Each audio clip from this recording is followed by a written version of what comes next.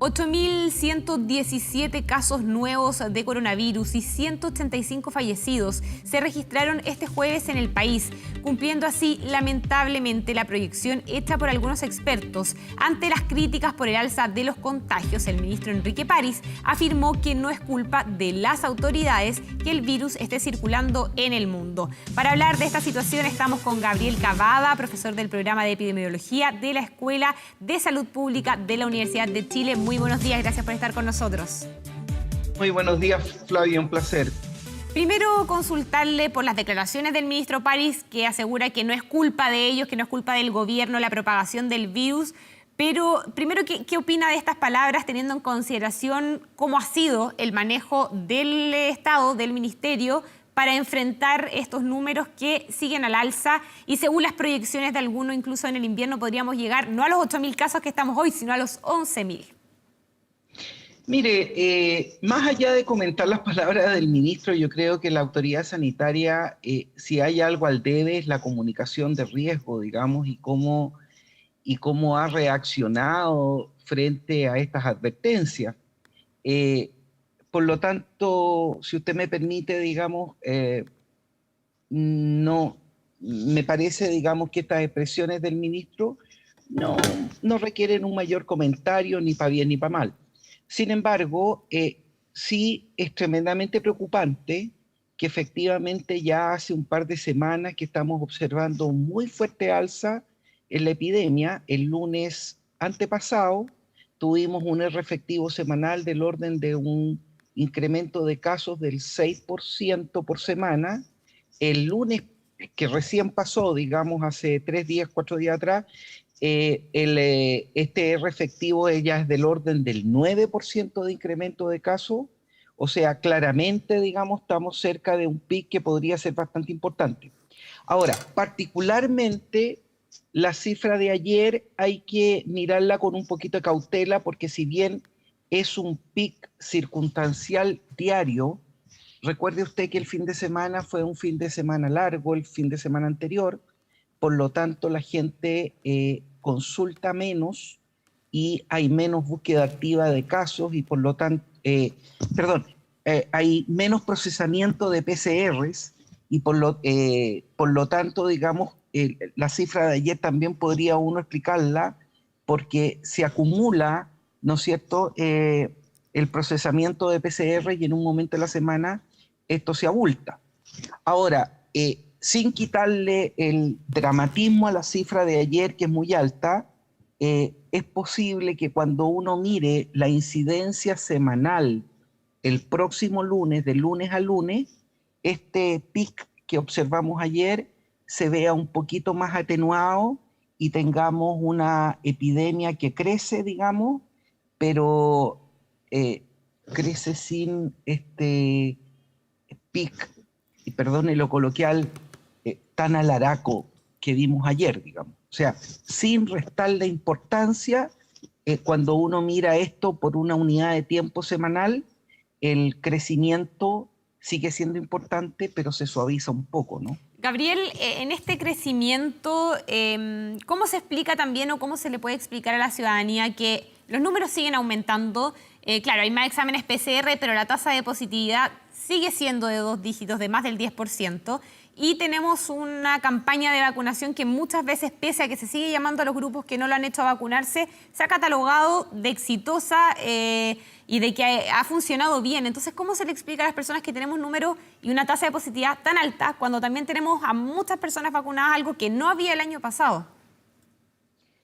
Mire, muy interesante su pregunta, porque quiero, al respecto, si usted me permite, aquí hay que hacer un llamado bastante importante. Ya sabemos que en términos generales la estrategia de manejo de la pandemia por parte de la autoridad sanitaria ha sido bien dubitativa, bien poco efectiva en términos de la transmisión de riesgo. La estrategia de testeo, trazabilidad y aislamiento nunca ha podido ser mejorada, siempre quedó pegada, digamos, en una cifra de un 2% promedio de ¿cómo se llama?, de contactos estrechos por cada sujeto infectado que se detectaba. Eso es casi la mitad, digamos, del tamaño de un hogar promedio, etcétera, etcétera. Pero terminado esto, por supuesto que la apuesta que hizo la autoridad sanitaria para parar la epidemia es la vacuna. Y aquí yo quiero llamar la atención en dos cosas. Desde ayer, la Sociedad Chilena de Medicina Intensiva, si mal no recuerdo, dijo que el 90% de las personas que estaban entrando a las camas complejas, a las UCI, a la atención, eran personas que no tenían su vacuna. ¿Mm? Por lo tanto, el llamado fundamental a la población para poder salir de esto en una relativa brevedad sigue siendo: acuda a vacunarse. No, por favor, no postergue la decisión y anteponga su decisión de vacunarse en orden al bien común. ¿Mm? Es muy importante esto. Gabriel, ¿Sí? sí, no, es que tú hablabas de que estos 8.000 casos, de este número escandaloso, responde también a que veníamos de un fin de semana largo, de que se concentran las cantidades de exámenes en ciertos días. Cuando tenemos un pase de movilidad ahora que empieza a regir este fin de semana, o sea, vamos a ver seguramente mucha más gente en las calles, ¿se puede esperar que, pese a que esas personas estén vacunadas, los números de contagios puedan aumentar y de estos 8.000 o nos mantengamos en 8.000 o aumentemos esos números?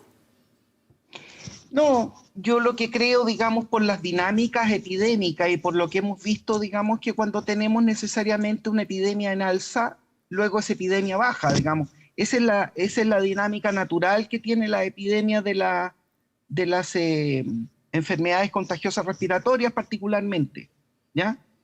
O sea, aunque parezca un poco sarcástico lo que te voy a decir, pero si vamos subiendo la curva rápido, la curva de contagio, en un momento va a bajar relativamente rápido. Lo importante es cuánto baja. Pero ¿Sí? aquellos que hacen esa proyección de que se puede llegar al invierno a 11.000 casos, estaríamos hablando de una curva que va a seguir subiendo. Claro, claro, pero ojo, la curva de contagios, si el plan de vacunación funciona como debiera funcionar, debería separarse en un mediano plazo la curva de requerimientos UCI de camas complejas y la curva de mortalidad, ¿sí? Sí. Cuestión que todavía no hemos observado con fuerza. Ese es un llamado de atención. En ese ¿Sí? sentido, Gabriel, también tú hablabas de esta cifra escandalosa, por decirlo de alguna forma, que llegó a su pico con estos más de 8.100 casos. La situación en las camas UCI todavía sigue en una tasa de nivel de ocupación muy alta. Entonces, ¿qué hay que empezar a mirar más cuando los contagios quizás suban, pero vamos a tener más vacunados, entonces vamos a tener menos gente en las UCI? ¿Qué números tenemos que empezar a mirar en este nuevo contexto, a diferencia del año pasado, donde ahora tenemos vacuna, donde gran parte de la población está vacunada, pero las camas UCI siguen en una tasa de ocupación muy alta? Entonces, hay que centrarnos quizás mirar más en esos 90-95% en que ha rondado el número de la ocupación de camas UCI, o bien miramos el número de contagios y la tasa de positividad. Bueno, yo te diría que el principal indicador de que la estrategia vacunal va bien, ¿no es cierto? El indicador más tranquilizador que deberíamos ver a futuro, como te digo, es la incidencia de camas UCI. Eso en un mediano plazo debería bajar, ¿ah? Y lo dejo bien en modo potencial. Y también la curva de mortalidad, ¿no es cierto? La curva de letalidad también debería tener un descenso más o menos importante, porque el gran objetivo de las vacunas es convertir el COVID desde una enfermedad grave y mortal dejarla en una enfermedad de curso moderado, leve o incluso asintomático. Pero Ese es el Gabriel, gran cuando objetivo hablamos, de la vacuna. sí, pero cuando hablamos de que hay más de 100 muertes diarias y hay vacuna, ¿cómo se explica? Estamos viendo que quizás el virus está siendo más agresivo, que los que se contagian y no están vacunados, por la agresividad que está teniendo el virus ahora, no lo sé, está llevando a aumentar la tasa de mortalidad. ¿O por qué sea eso? Porque los números y las tasas de personas que mueren en las 24 horas cuando se da el informe siguen siendo muy altas y siguen siendo quizás comparables incluso con el año pasado. Pero ahora hay vacuna y la gente se está muriendo igual. Sí, pero el rango etario de las personas que se nos morían el año pasado fundamentalmente eran adultos mayores. ¿Ah? Ahora, desgraciadamente, el rango de edad de las personas que se mueren se ha desplazado un poco hacia las edades más jóvenes. De ahí la urgencia de que la gente más joven se vierta definitivamente a la vacuna. ¿Mm? Claro. Ahora, Sí. dime. No, Ahora, continúe. mira, y el otro punto muy importante que yo creo que hay que ponerlo en una justa discusión es el famoso carné De de movilidad. vacunación, ¿ya? Si uno hace una mirada más bien justa, cruda, eh, este carné no es otra cosa que cambiar la plataforma de los permisos, ¿sí? Eh, no es un carné que te autorice a relajar las medidas de autocuidado, no te autoriza a aglomerarte, ninguno de ese estilo. Lo único que hace es que si uno tiene este carné al día, se evita, digamos, el paso administrativo de pasar por la comisaría virtual como para ir a los supermercados, ¿me entiendes? Simplifica ese trámite, Pero, ¿ya? Simplifica ese trámite. Ahora, yo veo esto también como que este carné vacunal, este pase vacunal, de alguna forma se instauró como un incentivo para que la gente se vacunara. Y los datos muestran, y esto es muy importante, desde que se anunció este pase, ¿no es cierto? La incidencia diaria de vacunas subió de alrededor de 70.000 a 90.000 vacunados por día. Y eso, en ese sentido, y objetivamente, ha sido un paso muy importante y uno esperaría que esta incidencia vacunal siguiera creciendo y también esperaría que la logística implementada por la autoridad sanitaria siempre dé el ancho y no caigamos en el tema de lo que ocurrió hace unos días en la estación Mapocho, ¿no es cierto?, que llegaron vacunatorios móviles y no había vacuna para todo, etcétera, etcétera, etcétera, porque ese tipo de cosas podría volver a hacer que la gente se desincentivara nuevamente para ir a vacunar. Gabriel, Yo creo que la salida, sí. como te digo, es una vacunatón. Claro, tú hablabas también de lo positivo que tiene este carnet de movilidad, que al final incentiva a que las personas vayan a vacunarse y se está viendo en los números. Pero ¿cómo tomas también a aquellos que critican y que ven la parte no tan positiva de este carnet verde, teniendo en consideración los números de contagios y la tasa de positividad que hay actualmente?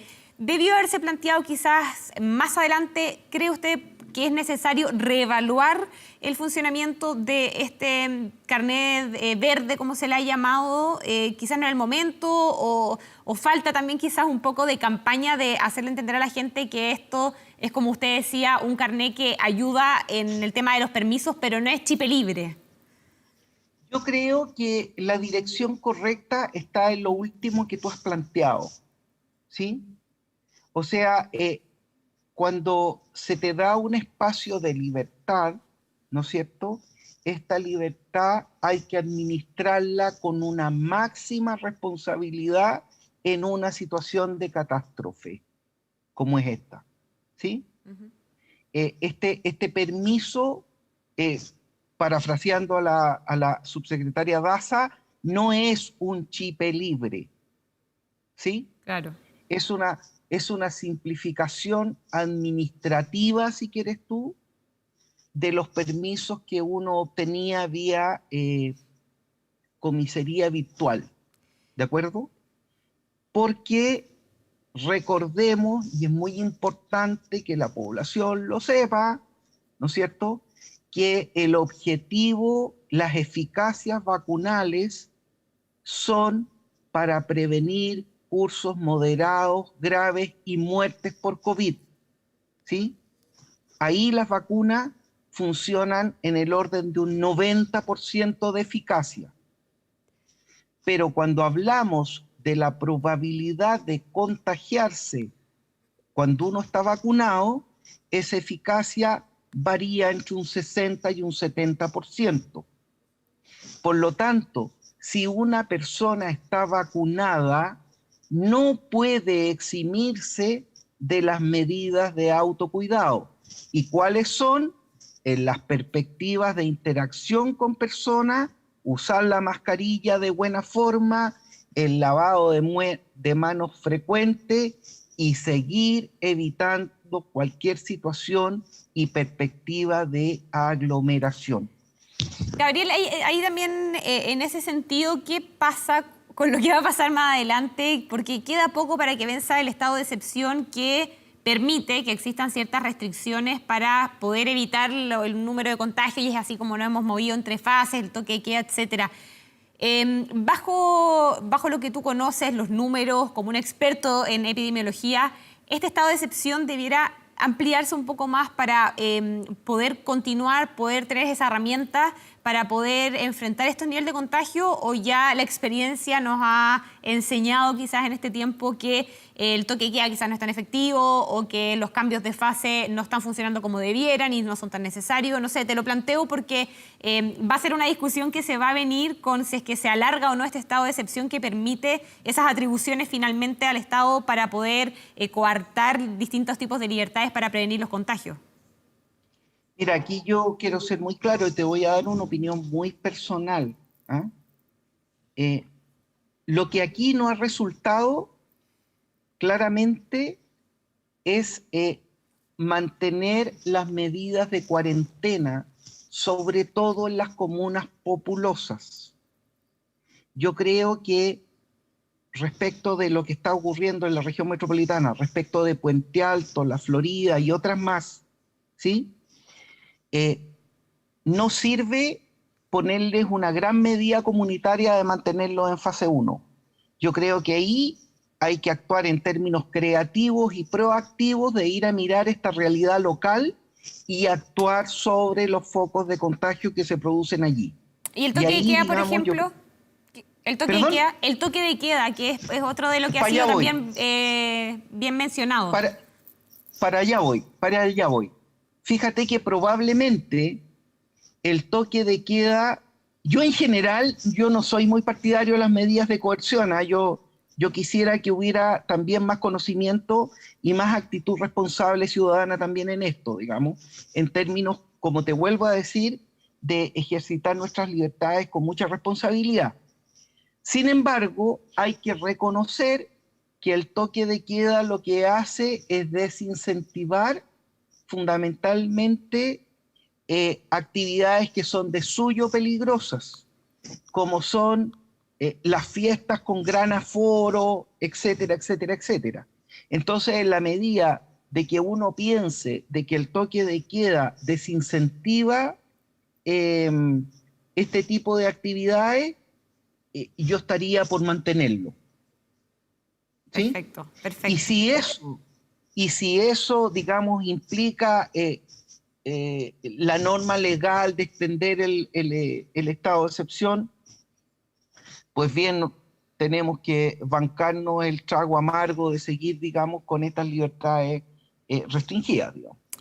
Bien, Gabriel Cavada, miembro y parte de la Escuela de Salud Pública de la Universidad de Chile, muchas gracias por conversar con nosotros, y el llamado sigue siendo el mismo entonces al autocuidado, a ser responsables y a tomar medidas básicas que las hemos ido repitiendo y las seguimos repitiendo, de lavarse las manos, usar mascarilla, el distanciamiento. Flavia, Sí. si me permites un punto más, recuerda que este virus tiene una gran componente estacional. ¿Ah?